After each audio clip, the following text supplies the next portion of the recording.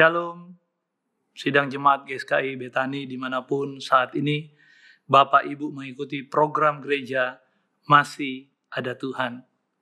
Tema firman Tuhan yang menjadi rema dalam kehidupan kita terambil dalam Keluaran pasalnya yang ke-13 ayat yang ke-18.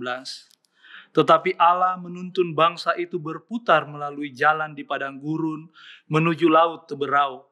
Dengan siap sedia berperang, berjalanlah orang Israel dari tanah Mesir. Tema firman Tuhan saya beri judul, Sukses Hidup di Padang Gurun. Bapak Ibu yang dikasihi Tuhan, bila saat itu kita diposisikan sebagai bangsa Israel, ketika dituntun keluar dari tanah Mesir, dibawa kepada tanah perjanjian, ada satu jalan di bagian selatan menuju Kanaan dari Mesir, tetapi harus melewati daerah orang Filistin. Perjalanan bisa ditempuh 4 atau 5 hari saja. Tetapi pertanyaannya, mengapa Tuhan membawa bangsa ini berputar dan justru melalui padang gurun yang membutuhkan waktu 40 tahun lamanya? Bapak Ibu yang dikasihi Tuhan, pasti tidak akan ada yang mau. Karena manusia ingin proses yang cepat, serba instan, dan dunia hari-hari ini menawarkan proses yang cepat, instan untuk kita mencapai tujuan kita. Tetapi pertanyaannya, kenapa sampai Tuhan membawa bangsa Israel ke padang gurun? Hari-hari ini Bapak Ibu yang dikasihi Tuhan, kehidupan kita sebagai orang percaya seolah-olah ada di padang gurun. Semuanya tidak pasti, semuanya hancur berantakan. Segala apa yang kita atur, kita rencanakan, oleh karena adanya pandemi ini, semua menjadi berantakan. Cita-cita, apa yang menjadi tujuan dalam usaha, pekerjaan, keluarga, bahkan pendidikan pun seolah-olah berantakan. Kita seolah-olah berada di padang gurun. Tetapi firman Tuhan hari ini ingin membawa kita bagaimana apabila kita berada di padang gurun, kita mampu sukses untuk hidup walaupun di tengah padang gurun. Firman Tuhan mengajarkan kepada kita di ayat yang ke-18, di situ dikatakan, tetapi Allah menuntun bangsa itu. Bahkan dikuatkan di ayat 21, Tuhan berjalan di depan mereka pada siang hari dalam tiang awan untuk menuntun mereka di jalan, dan pada waktu malam tiang api untuk menerangi mereka sehingga mereka dapat berjalan siang dan malam. Apabila kita ingin sukses walaupun di padang gurun, tetap andalkan Tuhan.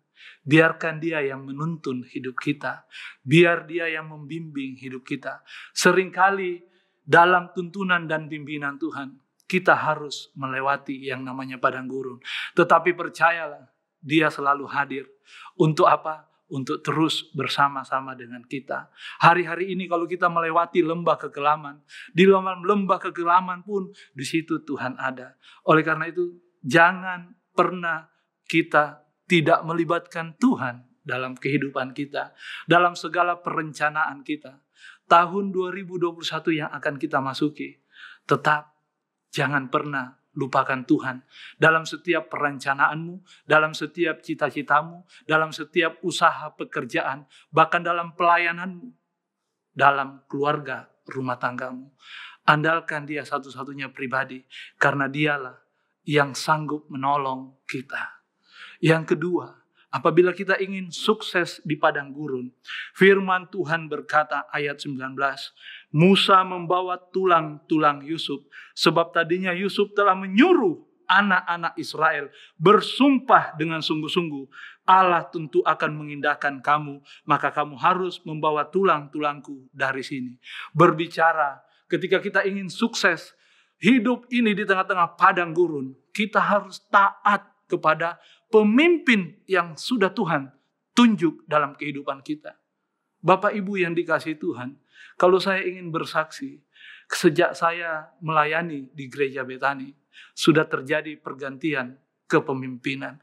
Tetapi dengan bergantinya kepemimpinan, masalah persoalan tidak selesai. Tetapi Bapak Ibu yang dikasihi Tuhan, prinsip kehidupan orang percaya, Kalau kita taat kepada pemimpin yang kelihatan, maka kita pasti percaya taat kepada pemimpin kita, Tuhan yang tidak kelihatan.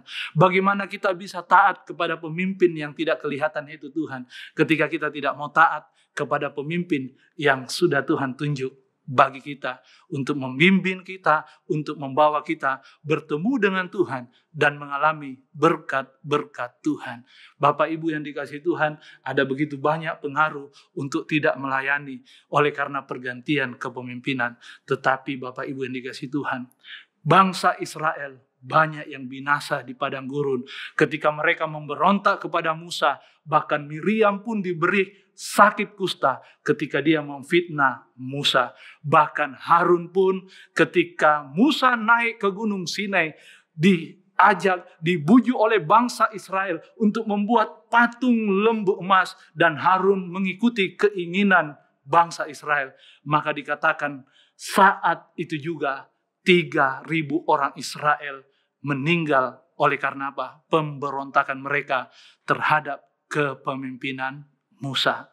Oleh karena itu, ketika kita ingin sukses hidup di tengah padang gurun, taatlah, setialah kepada pemimpin rohanimu, maka engkau akan melihat Tuhan yang pemimpin sesungguhnya akan memberkati kehidupanmu. Yang ketiga, kunci sukses di padang gurun. Dikatakan ayat yang ke-18, dengan siap sedia berperang, berjalanlah orang Israel dari tanah Mesir. Bapak Ibu yang dikasihi Tuhan, bagian kita harus kita lakukan. Tugas, tanggung jawab, kewajiban kita harus kita lakukan. Kenapa? Karena kita disuruh untuk selalu bersiap sedia, bahkan siap sedia untuk berperang. Hidup ini peperangan Bapak Ibu. Hidup ini pertandingan. Tidak ada kemenangan tanpa perjuangan. Tidak ada piala, tidak ada mahkota tanpa pertandingan. Oleh karena itu, siap-sialah selalu. Siap sedialah.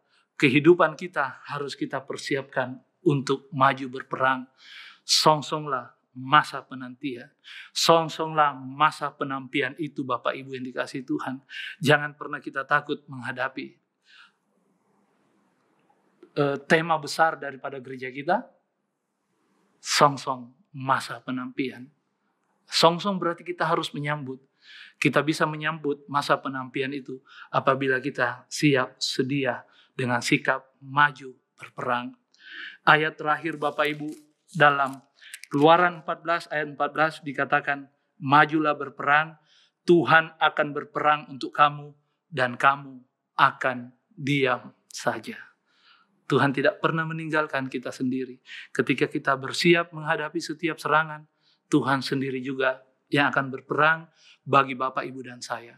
Tetap setia, tetap percaya, lakukan bagianmu. Tuhan melakukan bagiannya. Tuhan Yesus memberkati kita semua. Sampai ketemu lagi. Haleluya. Amin.